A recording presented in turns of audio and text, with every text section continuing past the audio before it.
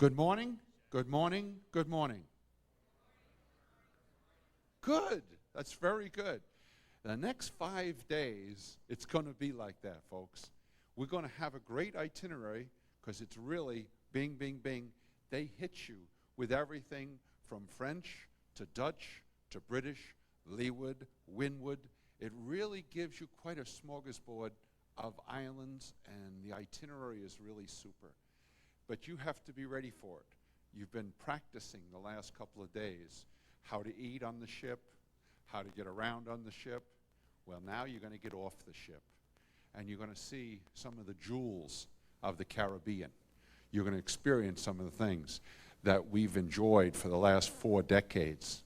Please, some of you asked me questions about dive spots.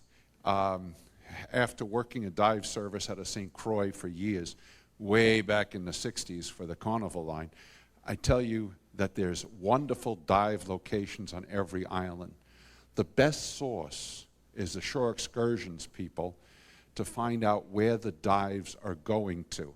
I was just looking at the Shore Excursions form and trying to pick out some to recommend.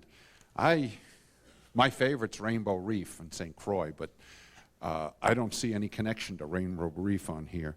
When you book your tours, you ask them more specifically about the dive locations. The one thing about Shore Excursions is time. For years, I told the students, when I took them on tours to different countries in Europe or Latin America, the only thing you can't replace is the time. Time is exceptionally tight.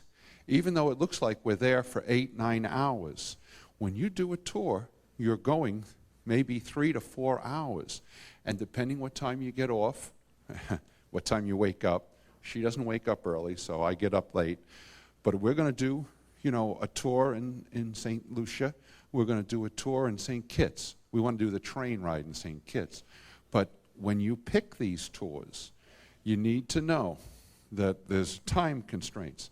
The cruise line has backed up these tours, so they're safe, they're time considerate, and they really give you some of the best highlights. So I was looking up some things for people, and I went by and picked up the Shore Excursion form and looked at a couple of them. I want you to compare some of the highlights tours to see if they go to the same location. Normally they go to 2 locations each tour where they give you a stopping point. And sometimes it's for shopping. And don't remember, guys, tomorrow's a day to hide all your plastic. Anything that you have that resembles plastic, cabin keys, credit cards, hide them all tomorrow. They have a special process where they use up your plastic in St. Thomas. I've spent more money on jewelry in St. Thomas for her than everywhere else in the world together. This one stop is amazing. And you go from store to store to store. They've all got the same things. You can find different prices and bargains. We'll see how many ships are in port. That's the key for tomorrow. If there's 2 or 3, we're in good shape.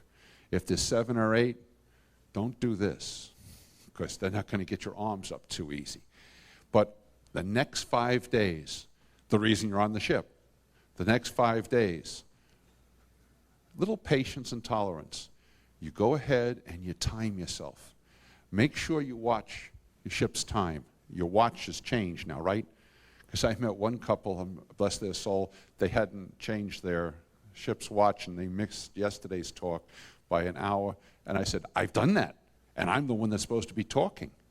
That actually happened on one ship going to Panama Canal 3-4 weeks ago. And they changed the time in the middle of the day.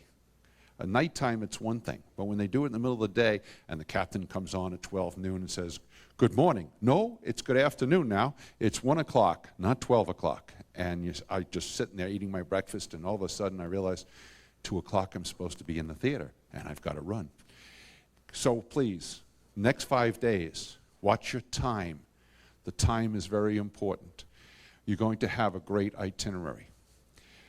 Today, a story about the world's second oldest profession. second oldest profession. Now, you guys already know what the first oldest profession is, so I ain't going to tell you that. But the second oldest profession was amazing. Do you realize the waters we are now entering, and we haven't hit the turn yet past the Mona Passage, we're off Hispaniola, we're heading towards St. Thomas. This area had 8,000 different pirate ships. The pirates, people say, well, they built the islands up for all the different nationalities.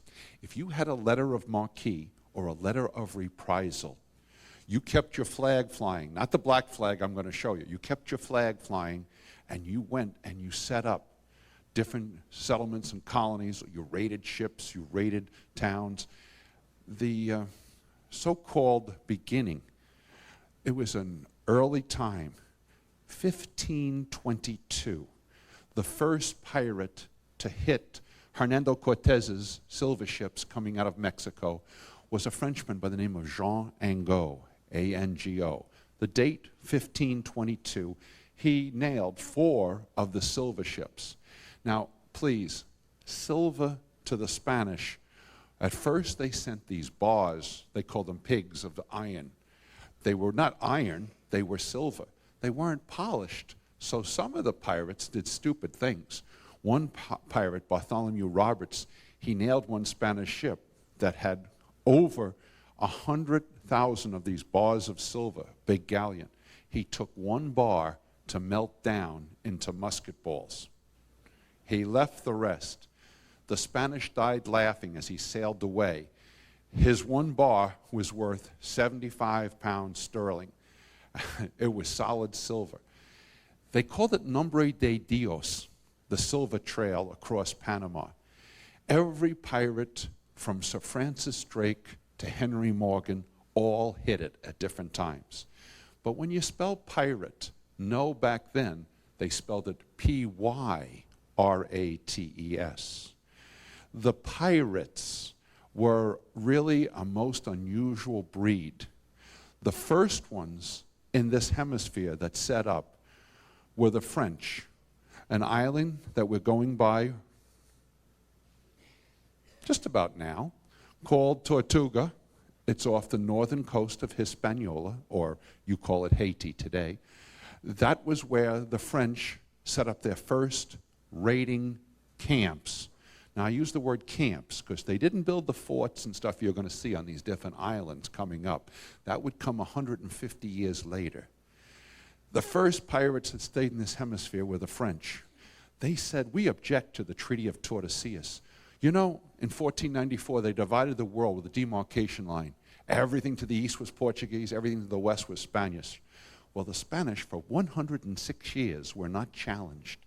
They had an empire. I told you about it a little bit yesterday. Oh, anyone that wasn't here yesterday, raise your hand. Was the food good? No. Hey, I'm glad you're here. The pirates, though, 189 years of the golden age of piracy. If you saw 2 ships passing right where we're at now, you fired on them. If they turned and ran, you chased them. If you caught them, you might find that they had 3 rather large mines that the Spanish would work with the arrowaks that I told you about yesterday. This particular highway is called the Road to Nombre de Dios. All across their folklore, they talked about Sans Luis Potosí in Upper Peru. You call it Bolivia today. They brought this silver, normally $11 million a year, for 264 consecutive years. Only 3 times did the pirates get all the silver away from them.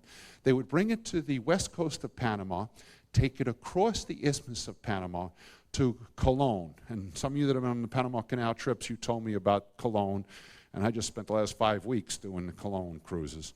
But the work of these Spaniards loaded these galleons. Spanish galleons were terrible ships.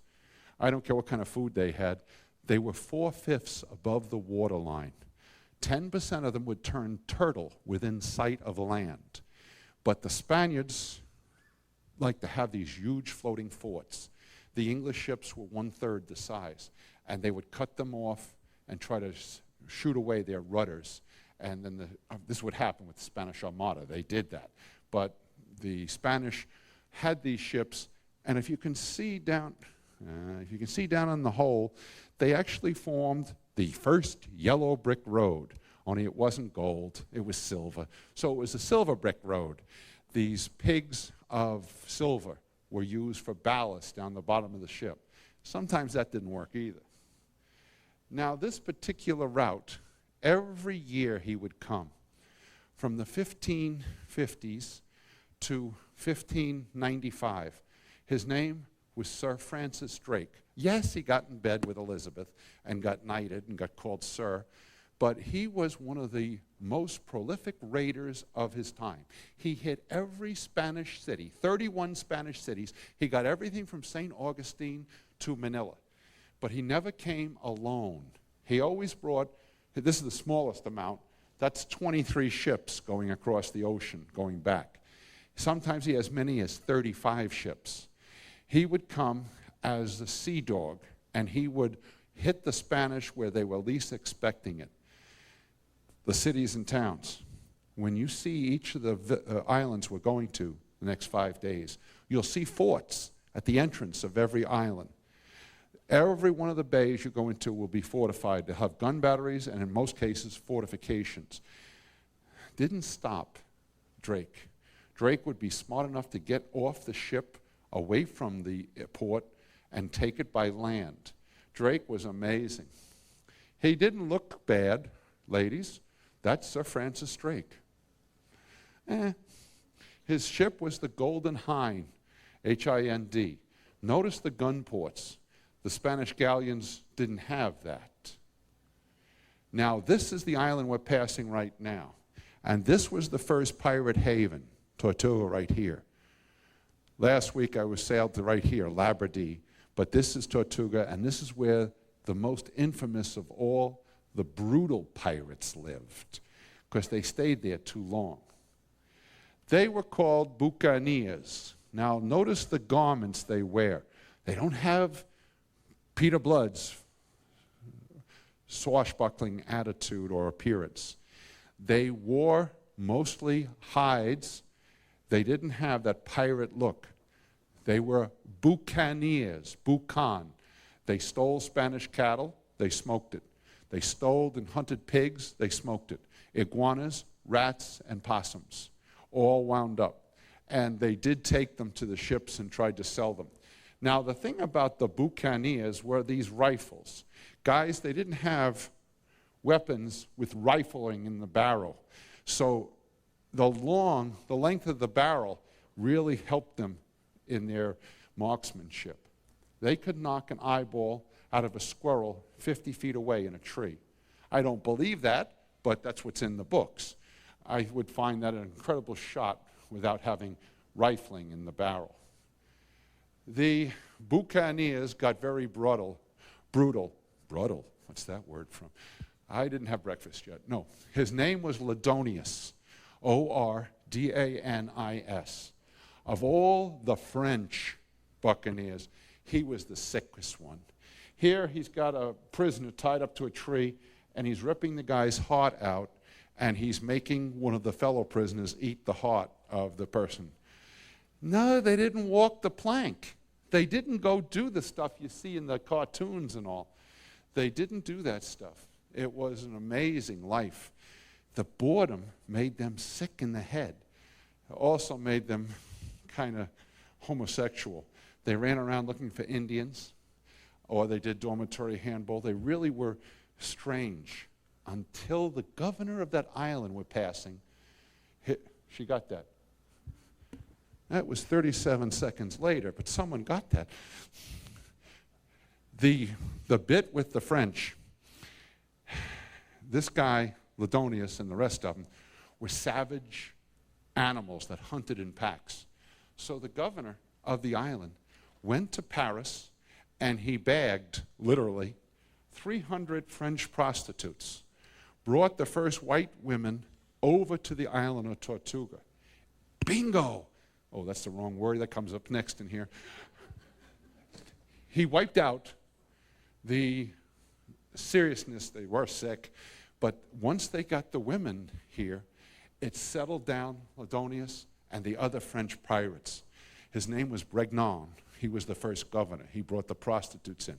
300 prostitutes really turned piracy down a little bit. Now, the sloops that they sailed in. Here's a Spanish galleon. Notice the high part of the quarterdeck. There's 4 swivel guns up there. And usually there was 2 seamen, 1 master's mate, and 1 officer. 4 people on the deck. They would have, and you can't see them all there, but they're hidden underneath the sail. They would have at least 10 rifles. And as soon as these guys would poke their heads over a bit, if there was only 4, they would take shots at them. And if they could get them all, they would climb up on the quarterdeck and take over the ship. Now, this happened a lot of times. These buccaneers were able to take the ships, and they did, forget about atrocities, they trapped the crews underneath, locked them in, and then burned the ship.